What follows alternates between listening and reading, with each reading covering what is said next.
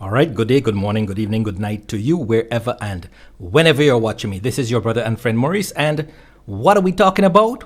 Well, we are still in Genesis 1, and we are going to be looking at the waters above heaven. You're watching the New Cosmos videocast. This is the New Cosmos videocast. You've never heard it like this anywhere.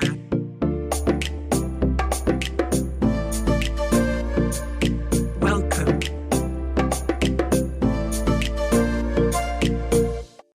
And welcome. So we are continuing, as I said, our series of studies on the new cosmos. We are looking at the new creature, the new heavens and earth. And right about now, we are spending some time in Genesis 1 looking at the Genesis creation narrative. The 6 days, traditionally called the 6 days of creation, or the creation account. And we are in our 7th video. And if you want to see the previous 6, I will put the link to the playlist on the top right hand corner of this video, or you may visit the New Cosmos Videocast channel and look in the New Cosmos playlist. So in reviewing what we studied last week, we saw that when God was preparing the land, the Eretz, for his covenant people, that's in Genesis 1, the first thing he called forth was light. And the text specified that it was daylight. He called the light day. And there was sunset and there was sunrise. In your English Bible, it will say there was evening and there was morning. But the words there are Ereb and Boker, which are sunset and sunrise. Okay, so there was daylight on day 1. Okay, and that light began peeking through whatever had been obscuring it, whether it was dense cloud cover or whatever it was. The light began to peek through that obscurity. The light had covenant purpose and it had spiritual meaning. So it was the dawning of the light of God upon the ancient people. And that light began having a sanctifying and a separating effect on them, so that people were able to separate light, spiritual light, from spiritual darkness. Right? I also made the claim that throughout the 6 days of the Genesis creation narrative, which I call the preparation narrative, throughout those 6 days, you would not see any material thing being produced, because according to Genesis 1, verses 1 and 2, all of that material creation had already been in existence before day 1. Okay? So you would not be seeing during the 6 days any material thing being produced, constructed, built, fabricated, put together, or assembled. Throughout those 6 days of the Genesis 1 creation, you would not see any ex nihilo production of stuff. That is, things being brought into existence out from nothing. Okay? That is not what the Genesis 1 creation account, the 6-day creation account, is not about that. Okay? So now in this video, so if you want to if what I've said there is sounding new to you, it's sounding strange to you, it's sounding interesting to you, you need to go and watch the previous 6 videos. As I said, there's a playlist on my video, on my YouTube channel called The New Cosmos, right? And when you go into that playlist, you will see all the videos associated with the new cosmos, the new covenant world that God has created for his new covenant people, which we live in right now. So if you want to learn about that, go and watch those videos. I'm not going to spend any time going over ground that I have already gone over. So in this video, we will be looking at day 2 of the 6 days narrative, creation narrative of Genesis 1.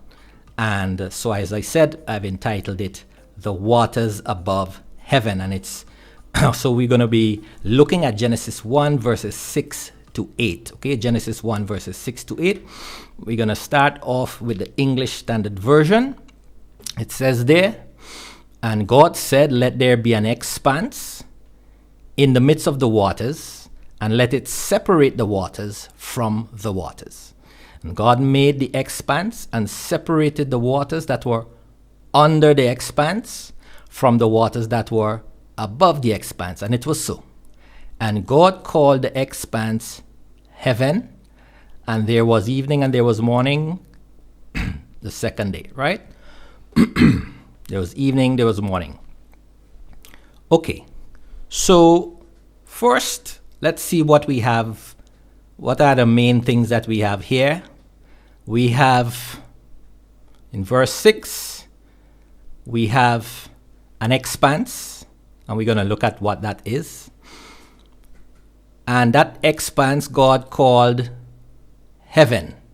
Okay? So whatever that expanse is, God calls it heaven. And then we have waters. Okay, so we have waters here. We have waters that are under or below the expanse, and we have waters above the expanse, right? Now notice, God is not creating anything here. The waters are already there. The expanse simply is the region between waters above and waters below, right? He's not creating anything. He's just saying this is what it is. The waters below, the waters above, and there's an expanse between them. There's nothing created here. There's no material thing created. There's no ex nihilo creation on day 2. Okay? And as usual, we have evening and we have morning. We have sunset. That's the Hebrew word Arab. And we have boker. That's the Hebrew word for sunrise. So we have sunset, sunrise. So again, we have the sun in operation. Okay? So again, these are not things that are being created. These are God arranging for covenant purpose, for spiritual purpose, for spiritual significance, the already functioning natural creation. Good? Again, if what I said there seems new to you, go back and watch the previous 6 previous videos, right? The previous videos deal with all of that, right? So, day 2, as I said, no ex nihilo, no material production. All right? Now, if you are approaching Genesis 1 as a science textbook, you're going to end up in some unsolvable conundrums, right? Because we know that the sun and the moon are not mentioned until day 4. But according to Genesis 1, on day 1 you have sunrise, you have sunset. On day 2 you have sunrise, you have sunset. How are you going to reconcile that using a science model? Whether you're approaching the earth spoken of here as a flat earth or a globe earth, that means you're approaching it from a scientific model, from a scientific perspective, then you're going to end up in some conundrums, right? But if you understand that the Genesis narrative, the Genesis creation narrative, is an inspired ancient Near East text given for covenant purpose and spiritual significance, then it makes sense. Okay? But anyway, we're going to get into more of that just now. So we have already established that the water was there before day 1. No water was being produced. It was already there. No water was created on day 2. It was already there. And the text explains that God called the expanse, in verse 7, heaven. Okay? Heaven. So let's begin by looking at the heaven. Okay? So we'll go to our interlinear here. We'll go to our interlinear, and here we are at Genesis 1 verse 7. So it says, and made God and made Elohim the expanse, or the firmament in some translations, and separated the waters beneath the firmament and from the waters from above to the firmament. And it was so. That's verse 8. Verse 8, sorry, that was verse 8. That was verse 7. Verse 8 says, and called God, and called Elohim, the expanse or the firmament, sky or heavens, depending on which translation you're looking at. Evening, and there was morning, day second or day 2. Okay? So let's back up here to look at and called God the expanse heavens. So we see the word here is samim or shamim, right? Here we have it, shamim. Wait, notice that there's, yes, shamim. And when we click on this word, first of all, we notice that down here, it says SUBS, M, PL, and A in the red, right? The PL, and anytime you see a Hebrew word ending with IM, that means it's plural. Just like Elohim, right, is a plural word. Shamayim, it's a plural word because the IM denotes a plural. But anyway, it tells you here that it's a plural word. The PL is a plural word. So Shamayim really is heavens or skies. Heavens or skies. So if we click here, we shall get the word here in our lexicon. You see it says Samayim, or in some cases it is Shamayim.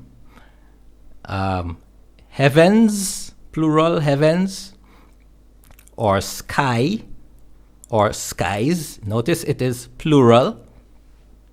Okay, so it's the heavens and skies. Now this is the same word Shamim, which is Genesis 1:1. In the beginning, God created the heavens and the earth.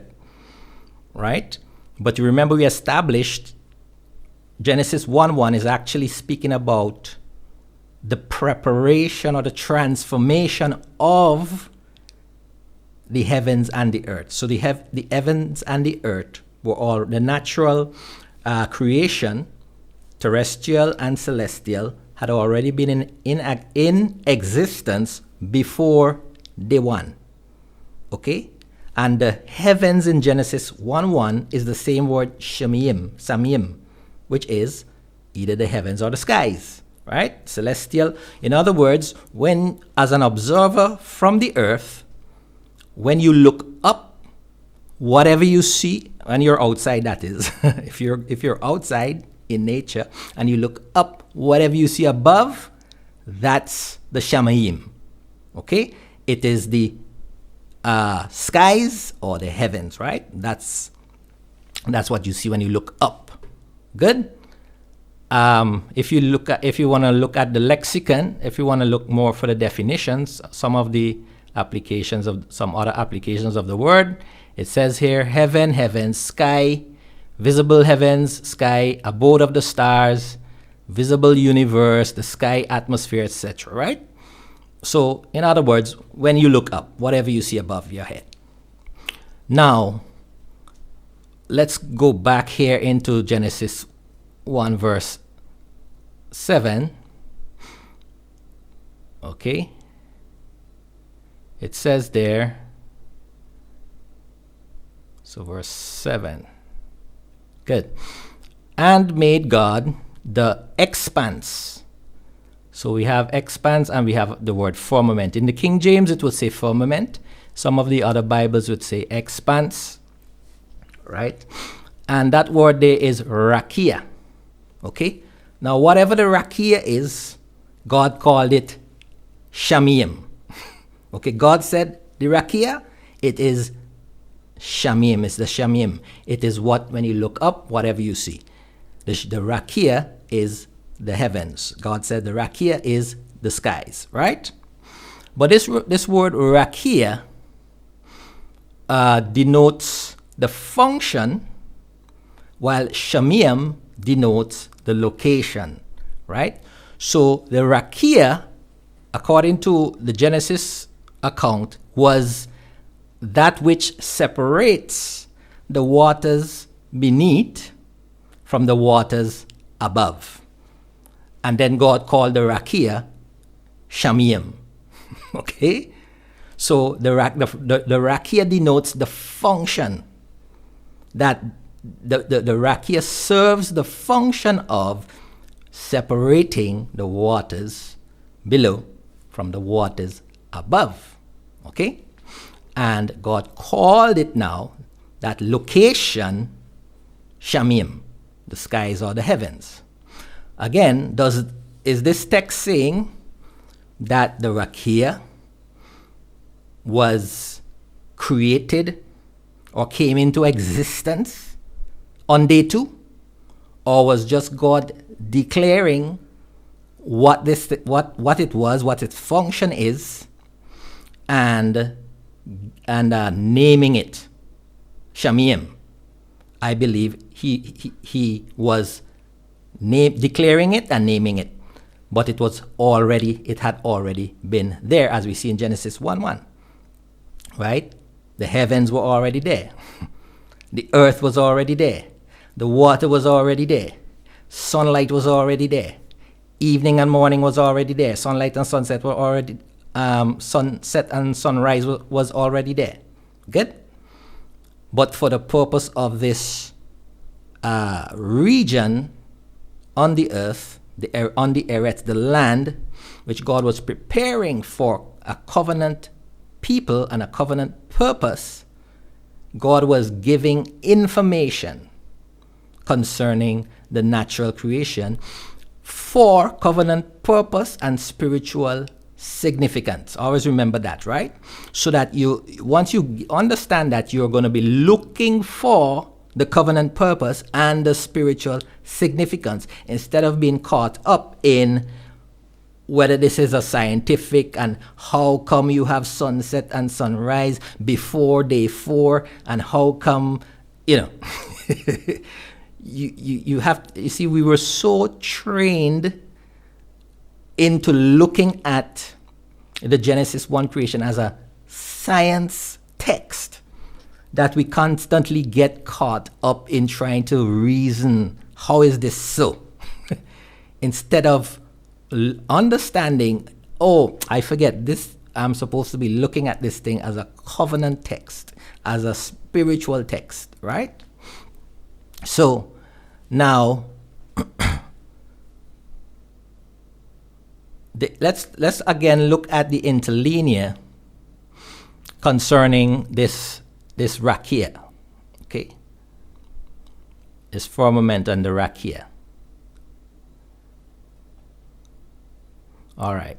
So in verse 7, so he says, and made God the expanse, the rakia. God made the rakia. Now you would say to me, well, it says God made. God created something. But let's say for argument's sake that God made. He constructed, he fabricated, he produced the rakia. Is the rakia something material?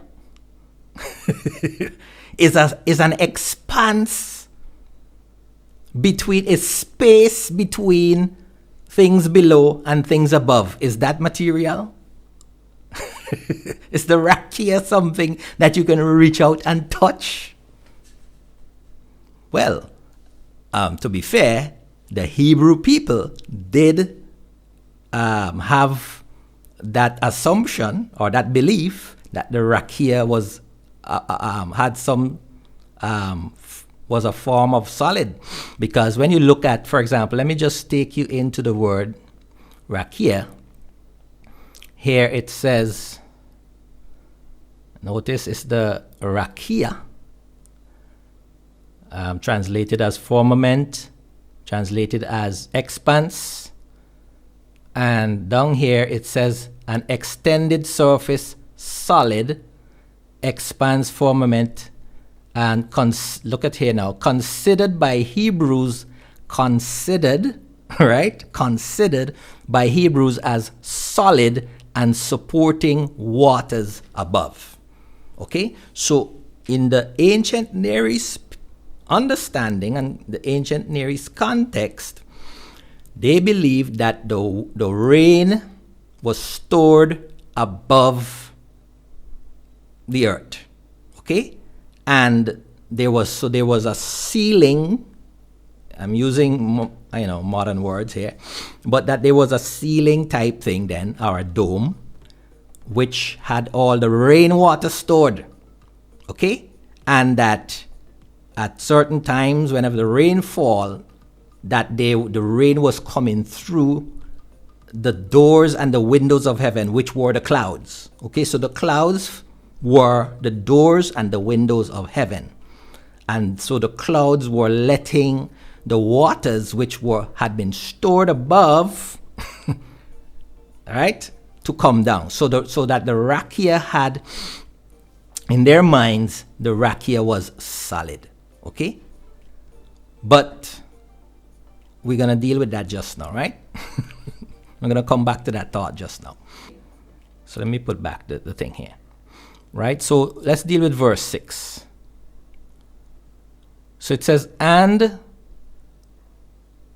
God said, let there be an expanse. So the rakia, right?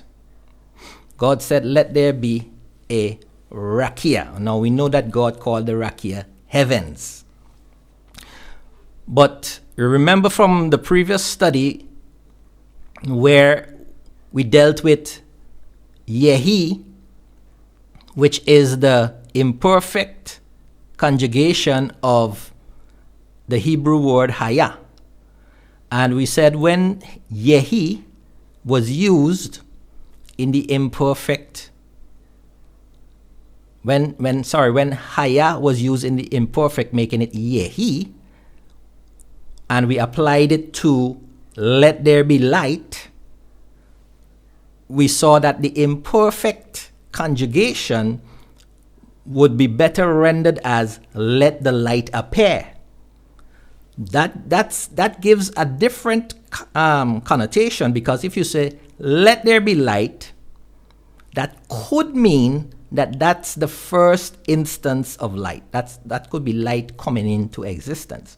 But if it is said let the light appear, then that would mean that the light was always there, but whatever was obscuring the light would now begin to be removed, or would now begin to lessen, so that the light can appear, can shoot through.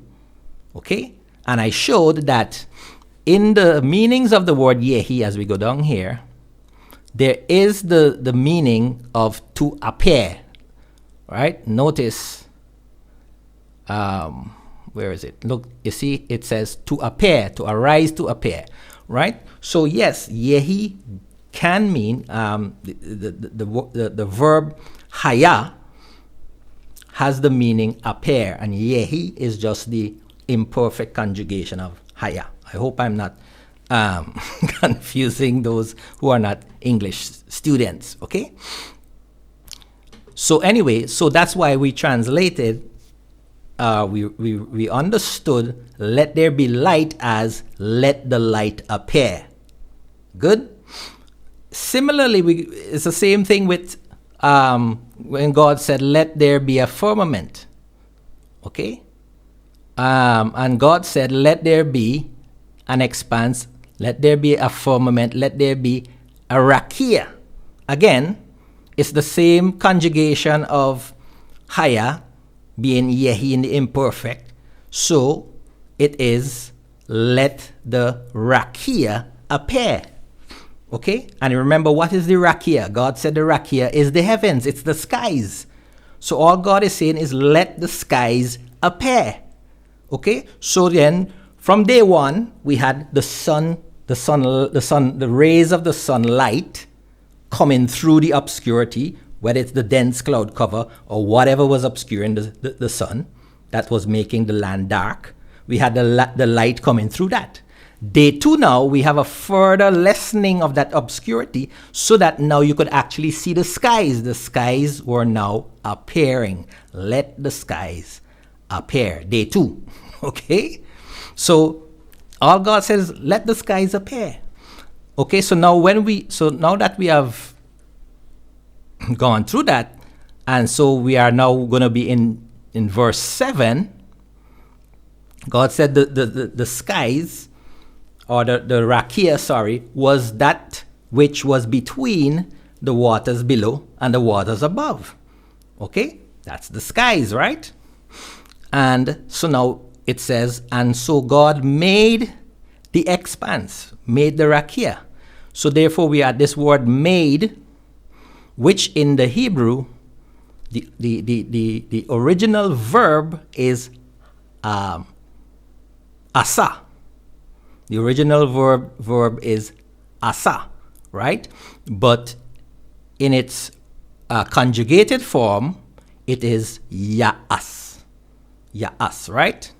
And that verb, as we click on it, it is, as it says here, ya'as, to make, right? And when we come all the way down here, we have all these different ways of using the word asa: to make, to produce, to work, to prepare, to attend to put in order, to observe, to celebrate, to acquire, to appoint, to ordain, and to institute. Right? Now I'm going to show you that to appoint, to ordain, and to institute is a better rendition of this verb in the context of the rakia, okay, than to say make. And I'm going to show you some examples, right? To bring about, to use, to spend, to pass, to be done, produce, and so on, right? And if we come all the way down here and we click on Strong's Exhaustive Concordance, we notice that the original verb is asa, okay? So if you're using an interlinear that is not as advanced as this one, it would just give you the asa as the main verb. It would not necessarily conjugate it to the ya'as form, okay? So I'm just showing you that it's asa, that's the original verb, and then it is conjugated in the weictal form as ya'as over here, okay? Anyway, so I'm contending that a better rendition of this verb would be to appoint, to ordain. To appoint or to ordain. So God, instead of saying God made the rakia, I would say that God appointed or ordained the expanse, the rakia, to separate the waters above, or to separate the waters underneath the firmament from the waters above the firmament. Okay? So let us look at some examples where that is shown in the Hebrew scriptures. But before we do that, let us have a short break and then I will come back.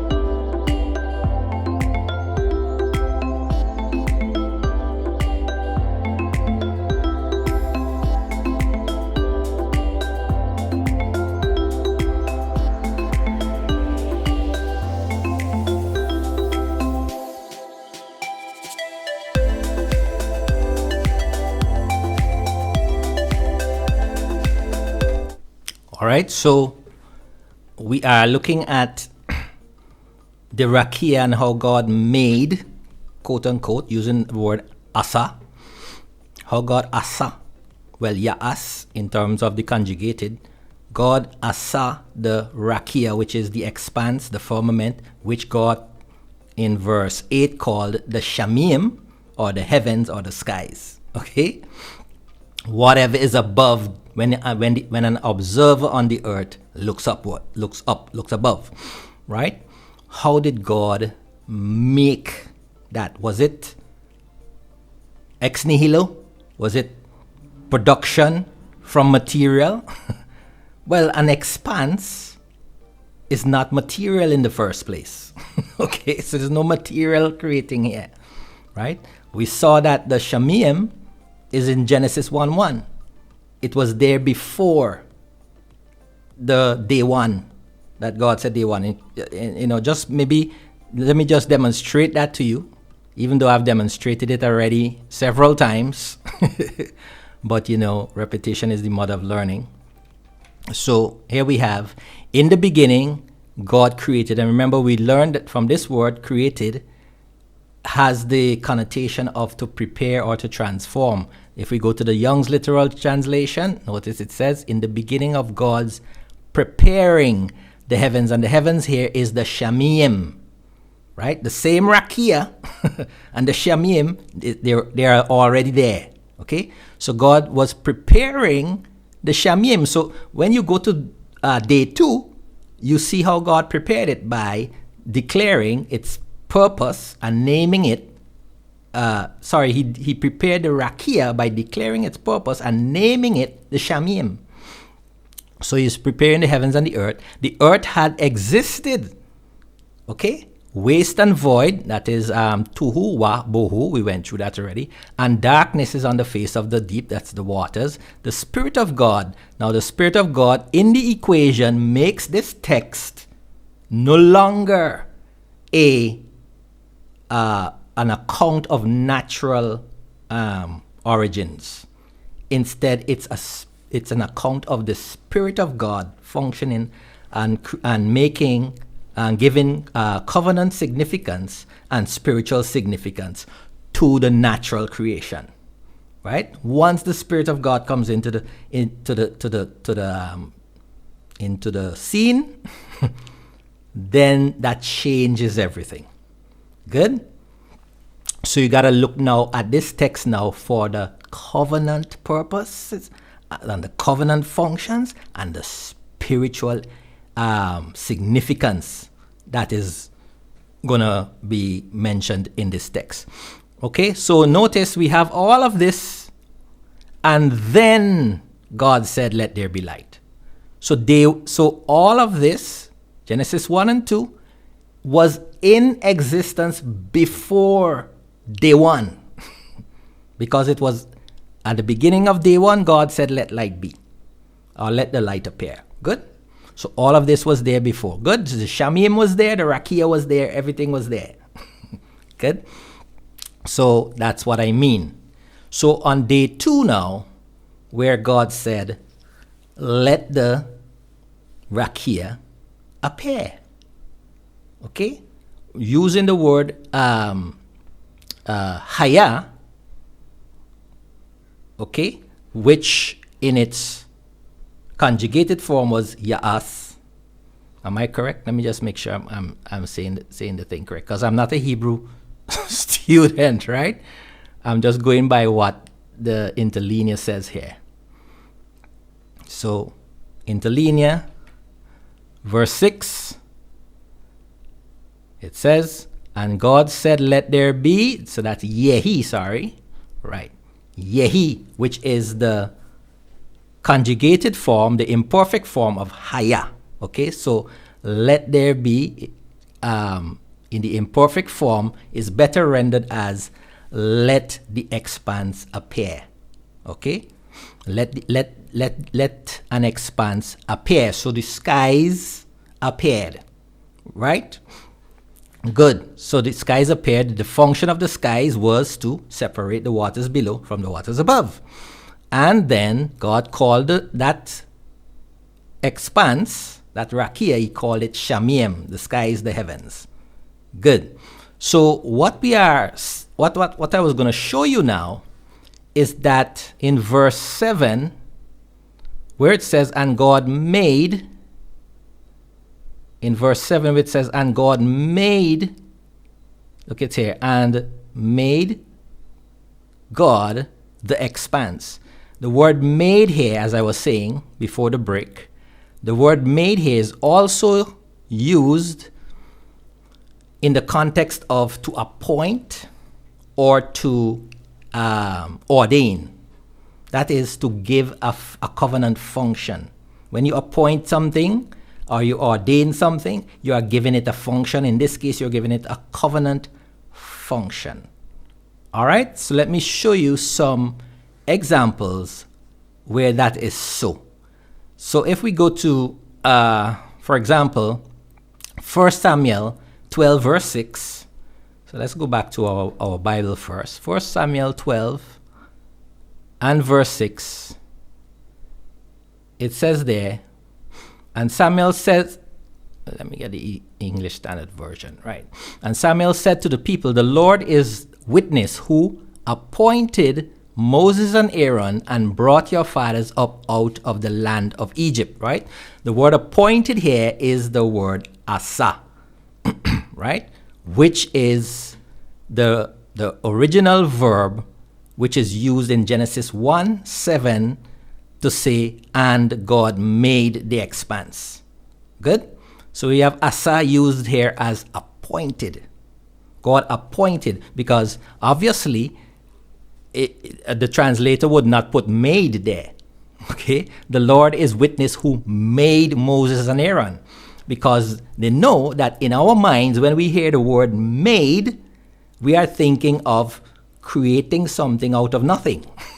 So, and we know that Moses was born as a baby, grew up in Egypt, and spent 40 years in the wilderness learning, and then another 40 years with the God's people, right? So that is so when the word asa is used here, it is not speaking of creating something or manufacturing something or producing something. It is used as appointing. God just saying, well, Moses, you are the leader of my people. You are the priest of my people. As a matter of fact, here it says Moses and Aaron. So this is speaking about their priesthood. Okay? So God appointed Moses and Aaron as the priests of Israel. So it's a covenant appointment. Right? They were priests according to the old covenant. Right? So notice asa is used in the sense of appointed. Good? And maybe I should just take you to the interlinear, just in case you don't trust me. Okay? I'll show you in the interlinear that it says asa. So we're going to go to 1 Samuel 12:6. 1 Samuel 12:6. Right? It says there, and said then Samuel to the people, the Lord, and the word there is Yahweh, is the one who appointed, here's the word appointed, and when we go up here, you notice it is asa. Good? So here we have asa used in the sense of to appoint. Good? Now let's look at another example. Going back to the English Standard Version, we're going to Psalm 104 verse 19. Psalm 104 verse 19. Psalm 104 and verse 19. Speaking of the moon and the sun, it says, He, that is God, made the moon to mark the seasons. The sun knows its time for setting, right? So we have the word asa here again. But when we go to the King James Version, notice how the King James Version rendered it. He appointed the moon for seasons, right? Now, why would the King James Version use the word appointed here? It could have safely used the word made, okay? But you see, the problem here, not the problem, but the reason why is that the word seasons here, when we hear the word seasons, we are thinking of winter, spring, summer, fall. No, that's not what this word means. The word seasons here is the Hebrew word moed. Okay, so if I take you to the interlinear, if we go to the interlinear and we go to Psalm 104 verse 16, okay, Psalm 104 verse 16, all right, it says, sorry, not 16, 19, verse 19, right, it says, he made, so here's the word asa, right, asa, he made the moon to mark the seasons. Notice it's the word muadim. Okay, so when we click on muadim, let's see what that means. Okay, come down here. It says appointed place, appointed time, meeting, appointed time, sacred season, set feast, appointed season, appointed meeting, appointed place, appointed sign or signal, a tent of meeting. Notice all of these are covenant times. The word modim is applied to the old covenant feasts and the old covenant days. Okay, so the Sabbaths, the new moons, and the Sabbaths, and the feasts, all of those were the modim. The modim never is used to talk about the spring, the winter, the spring, the summer, fall. It's not talking about that. It's not talking about the weather. Right? It always is used in a covenant context to talk about the covenant appointed times. The covenant appointed times, which you find in like Leviticus 23. Those are or were the moedim. Good? So that is why, coming back to the King James Version, that is why the King James correctly used the word appointed. Right? Because here it is given the sense that the moon was given a covenant purpose and a covenant function to designate these moedim, these feasts, because it was by the moon they were calculated and observed. Right? So therefore, when you have a covenant function and purpose given to something, it is appointed to do that. Right? So therefore, when we ask ourselves about the rakia, was God assigning a covenant function and purpose to the rakia on day 2? And I believe unequivocally the answer is yes. God was assigning a covenant function and purpose to the rakia, to the skies. Right? And I'm gonna show it to you in this very study. Right?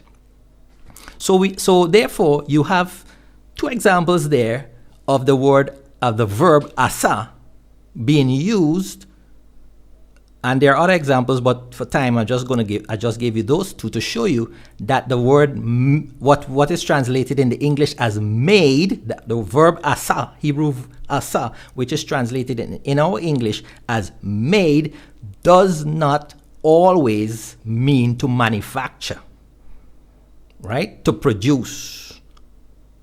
It also could mean to appoint or to ordain. It has covenant meaning as well. Good? So you remember my original request several videos ago. I asked us to consider the Genesis narrative as a fusion of natural and spiritual because of the presence of the Spirit of God on before the 6 days began. The Spirit of God was hovering over the face of the water. Remember that, Genesis 1:2. So that there was an arrangement of the natural creation to give covenantal order and purpose and spiritual meaning within that region that God's presence was entering. Okay, so we can read the passage in of Genesis, the day 2 passage, using asa to reflect the covenant appointment of things already in existence. So when we go back to Genesis 1, when we go back to Genesis 1 and down to verse 6, 7, and 8, and God said, let the expanse appear in the midst of the waters, let it separate the waters from the waters, and God appointed the expanse and separated the waters that were under the expanse from the waters that were above the expanse. It was so. God called the expanse the skies or the heavens. And there was evening and morning the second day. No, notice, nothing material has been created. Nothing has been brought into existence ex nihilo. Right? So you have day 1, same thing. Day 2, same thing.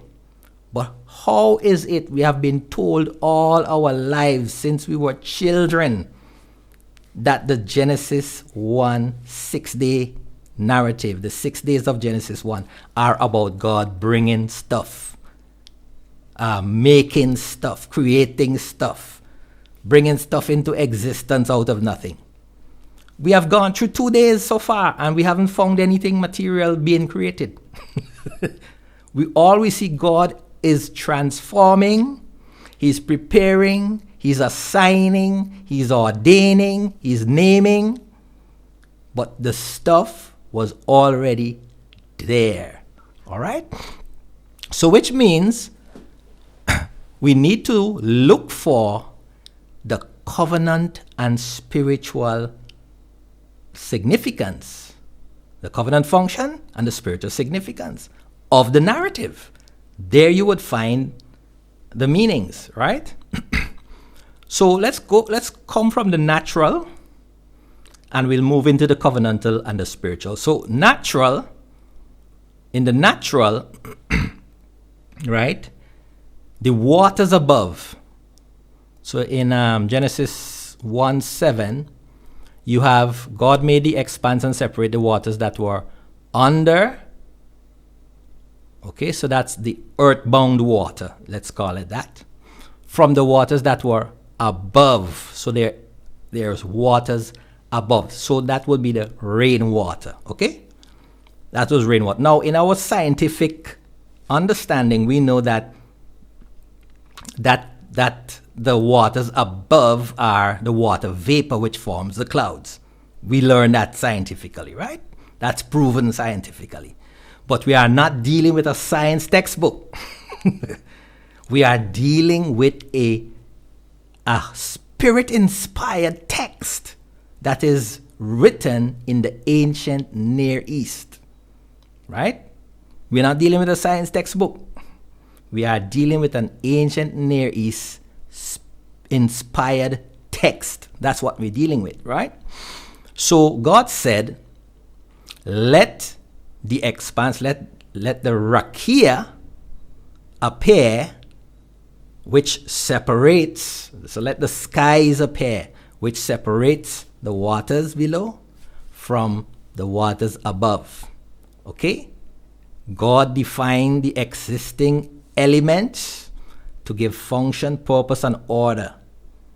Okay? The waters above indicated an abundant supply of rain assigned to the paradise land below. So now we're going to be moving from the natural to the covenantal and the spiritual, right? So in the natural creation, we know that from the perspective of an ancient Near East observer, the rain came from the heavens. This means from their observation, there was a storage of water above the heavens where the rains came from. Okay? However, God used that observation for covenantal and spiritual application. Good? So, let's look at the covenantal application of that now. Malachi 3:10. Okay? Malachi 3 and verse 10. Okay? Look what the Lord says to Israel. Bring the full tithe into the storehouse, that there may be food in my house. And this my house here would be the temple, the Jerusalem temple, right? And thereby put me to test, says the Lord of hosts, if I will not open what now? The windows of heaven. So this is the windows of the Shemiim, which was the Raqia.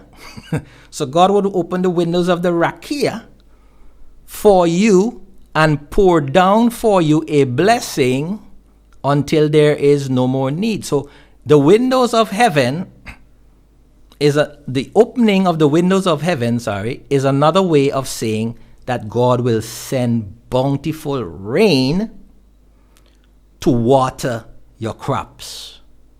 Okay? So notice when in Genesis 1 it says that the Raqia separated the waters above, it was giving a covenant function now, that there was waters above which would be sent as a covenant blessing. It's assigning a covenant function to the waters above to be a covenant blessing when the children of Israel, when the people of Israel were obedient to their covenant obligation, right?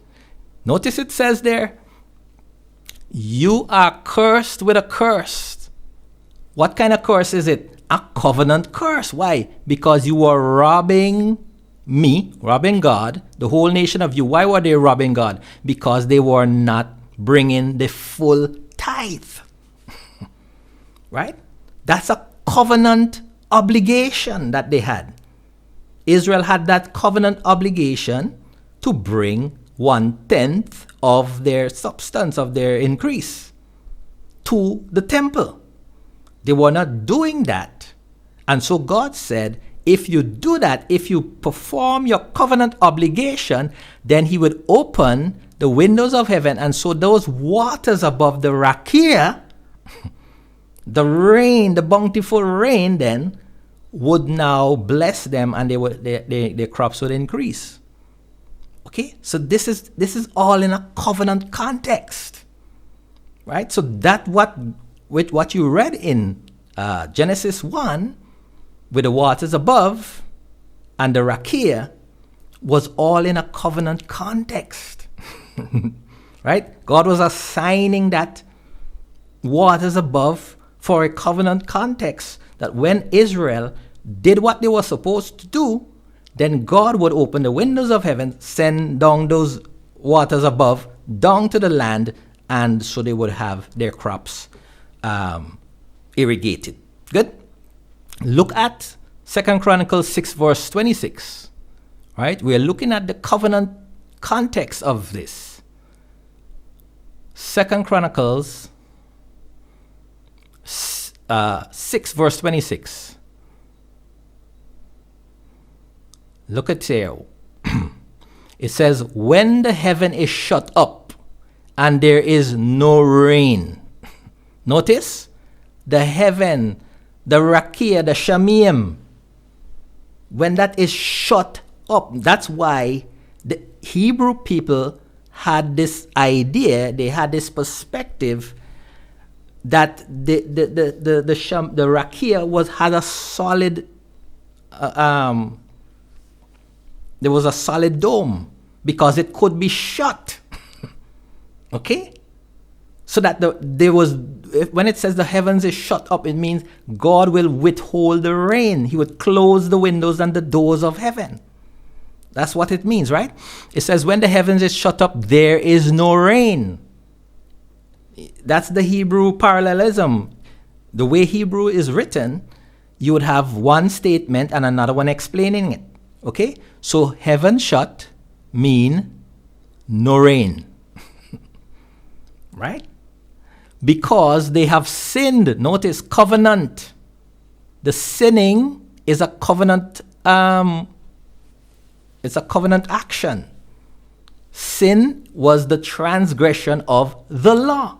The law is the covenant which God made with Israel. Right? So when they broke that covenant, they sinned against God, and then God shuts up the heaven, and there is no rain. The windows of heaven are closed. The doors of heaven are closed. The rakia, the solid rakia, withholds the waters above from God's covenant people below. Good? It says, if they pray, this was Solomon's prayer actually. So Solomon was praying at the dedication of the temple. He says, if Israel pray towards this place, meaning the temple, and acknowledge your name and turn from their sin when you afflict them, then hear in heaven and forgive the sin of your servants, your people Israel. Notice the context is Israel and Israel's sinning or transgression of the covenant. When you teach them the good way in which they should walk, and grant rain upon your land. Okay? So one of the covenant blessings was rain, the windows of heaven open. But the curses one of the curses was if they break the covenant, if they sin against God, then God would close the windows of heaven. He would shut the rakia, right? And there would be no rain.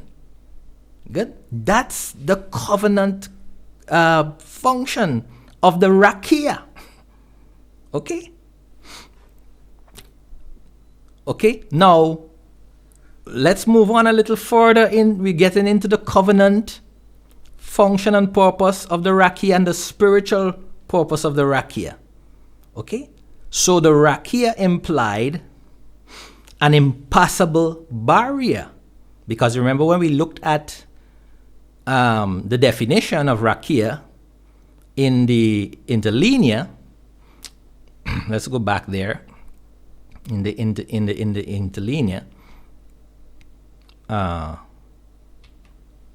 looking at Genesis 1:7 or 1:6, Genesis 1:6, okay, and we have here, and God said, let the rakia, here it is, the rakia appear, and we come down here, we notice it says, the rakia was an extended surface solid, considered by Hebrews as solid, okay, and supporting waters above. So the Hebrew people considered it as an impassable barrier, okay, and there were only these windows and doors, which were the clouds really, that the water could come through. But since they considered it as solid, means it was a barrier between heaven and earth.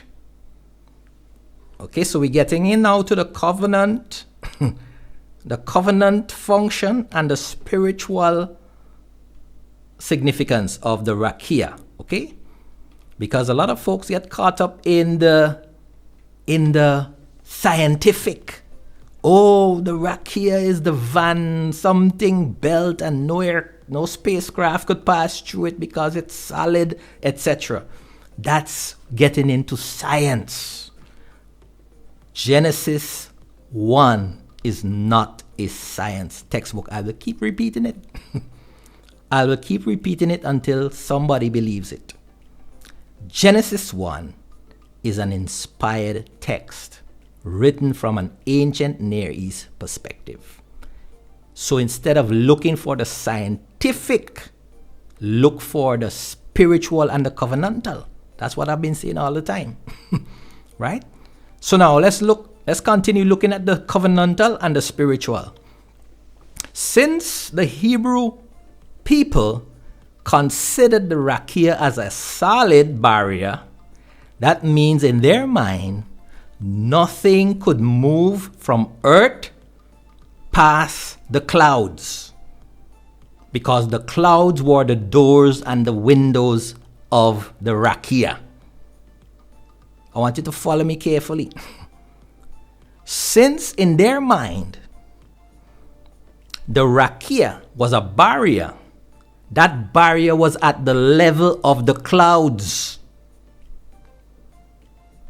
Not like today, the modern Christian who believes in the flat earth.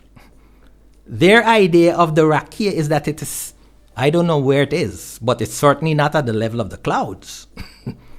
They don't believe it's at the level of the clouds because they know that regularly we have commercial flights above the clouds.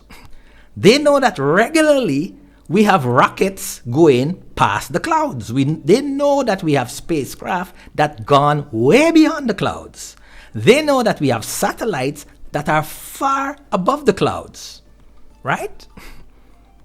But in the Hebrew mind, the rakia was at the level of the clouds because the clouds were the windows and the doors of the rakia. Right? But if we now get rid of that that science perspective, because Genesis was not written to teach you science, and adopt a spiritual and covenantal perspective, then you would understand that the rakia demonstrated that there was a separation between God and mankind. And that separation now dealt with the nature of God and the nature of man. Man was natural and God is spiritual, or God is spirit. So that's the rakia. Okay? The rakia is that God is spirit, man is flesh. God is spiritual, man is natural. Okay?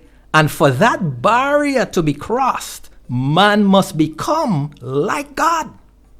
He must receive the image and likeness of God through the indwelling Spirit of God. That's what you saw in Genesis 1 verse 2. The Spirit of God was moving on the face of the waters. Why? Because the Spirit of God was there to make man, and the word make now is not create. It was to ordain, to transform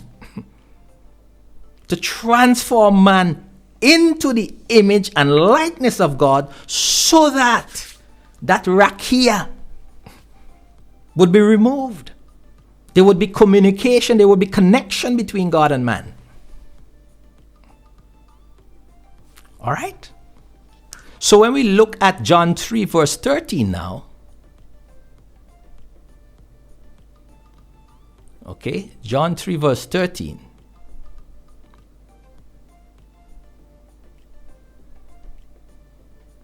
Look what it says. Look what Jesus said.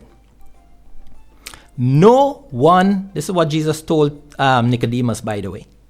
Jesus told Nicodemus, remember you was telling Nicodemus about being born of the Spirit and being born from above?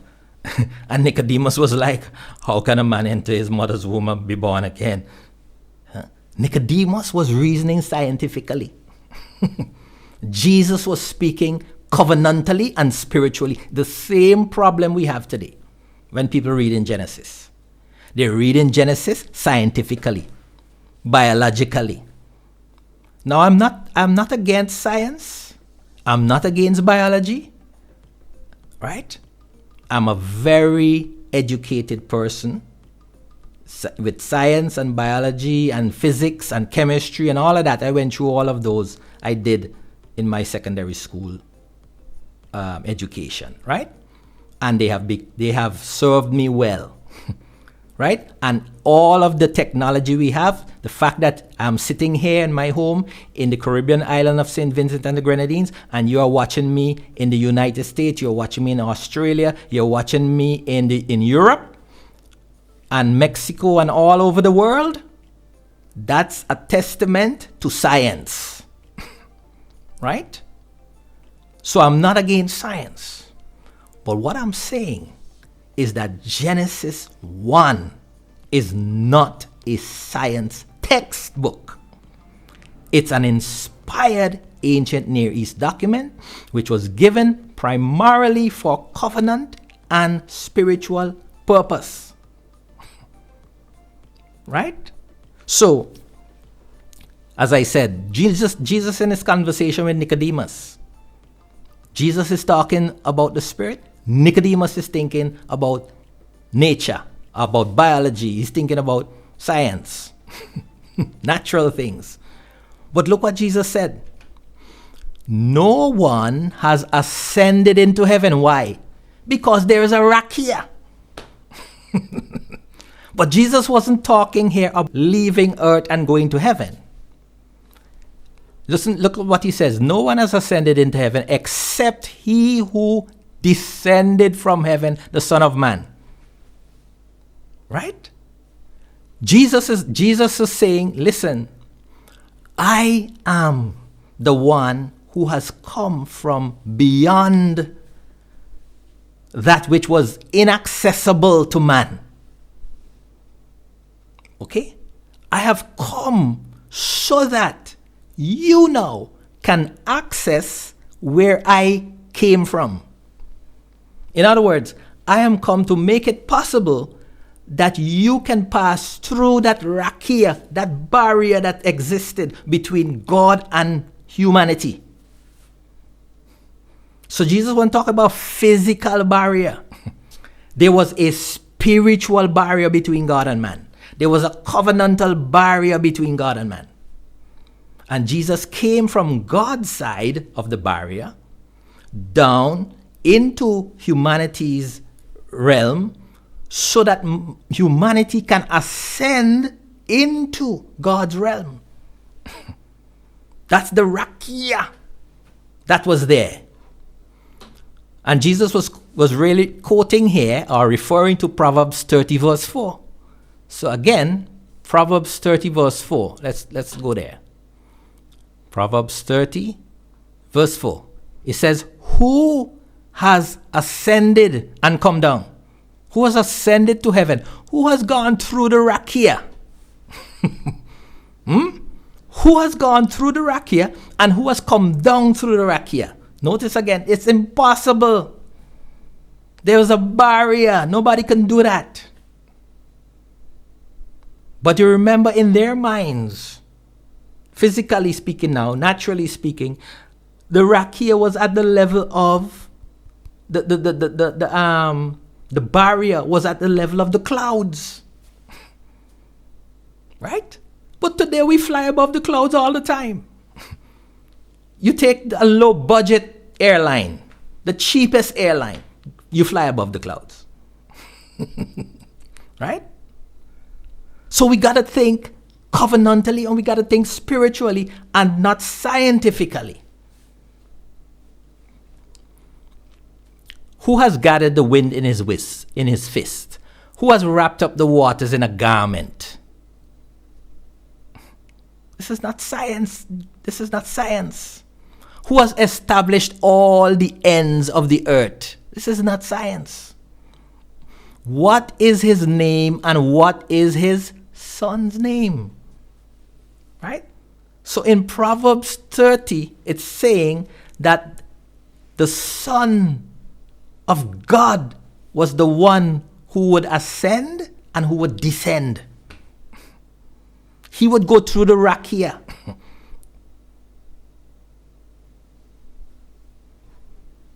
Right? But those now, because Christ came, right, from beyond the rakia, he came through the rakia, he came through the barrier between God and man. Okay? So that sons of men could become sons of God and pass through that barrier and come into the presence of God, as Ephesians 2, 5 and 6 says. So here we are at Ephesians 2, verse 5 and 6. Look what it says. even when we were dead in our trespasses, that is what? A covenant action. Trespasses is a covenant action, right? So even when Israel was dead, they were dead. Why? Because they broke the covenant. And why? And because they broke the covenant, it was impossible. There was a rakia. There was a barrier between them and God. God made us alive together with Christ. Christ is the one that came down through the barrier, from the waters above. He came down to the earth. By grace you have been saved, and raised us up with him. Raised us up where? Raised us up through the barrier. And did what now? Seated us with him in the heavenly places. In the area, in the covenant location above the barrier. Seated you where the waters above the heavens are. That means that the waters above the heavens, spiritually and covenantally, are representing the people of God in Christ. Because you do know waters represent people, right? So the waters above the heavens are not rainwater now. They are the people of God in Christ, seated above the rakia. Because they have been taken through that barrier into the presence of God in Christ and seated there with him. Right? This is the covenant and spiritual function and significance of what Genesis 1 is talking about. All right? Look at Psalm 78 verse 23. Let me see what's the time. Okay, we're just over 1 hour, so we need to begin to wrap up. Psalm 78 verse 23. Okay, Psalm 78 verse 23.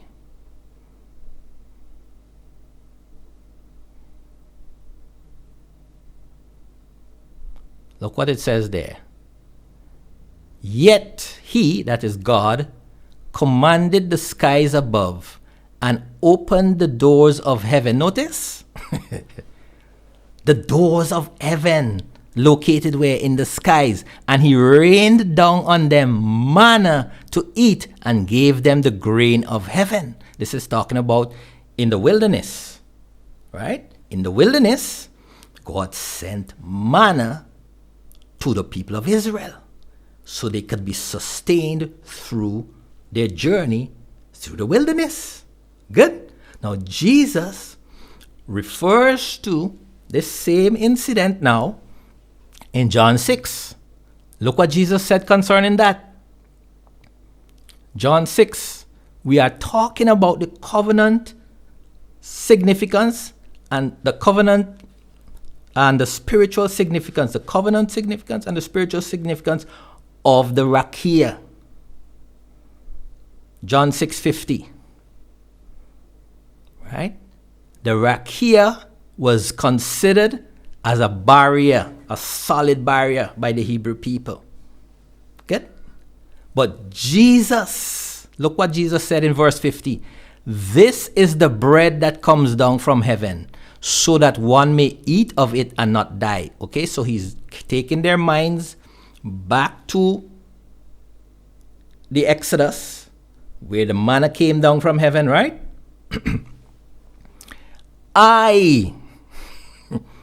I am the living bread that came down from heaven. Jesus was the one who came through the barrier, right? As living bread now. So just like God opened the windows of heaven and sent manna to the people in the wilderness, he also opened the windows of heaven and sent Jesus. Right? If anyone eats of this bread, he will live forever, and the bread that I will give for the life of the world is my flesh. Right? And then the Jews disputed among themselves, how can this man give us flesh to eat? So Jesus said to them, truly, truly, I say to you, unless you eat the flesh of the Son of Man and drink his blood, you have no life in you. Now, if you're thinking scientifically, if you're thinking biologically, you'll be offended. You'll think Jesus is talking about cannibalism. Right? But again, Jesus says, whoever feeds on my flesh and drinks my blood has eternal life. Spiritual life. Life that is extended beyond the natural life. Right? That life that makes it past the rakia into the heaven where God dwells. So that's what Jesus was talking about. Right? But notice how the natural and the natural and the spiritual and the covenantal are fused together. Right? They are fused together. Jesus is talking about bread. He's talking about flesh. He's talking about blood. All of these things are natural things, but they are used in covenantal and spiritual function and purpose and significance. Why is it you're going to read Genesis 1 and just look for the natural alone, when the covenantal and the spiritual are the most important? They are that is the primary thing you should be looking for when you're reading the scripture as a whole. But we are dealing with Genesis 1. You should be looking for the spiritual and the covenantal.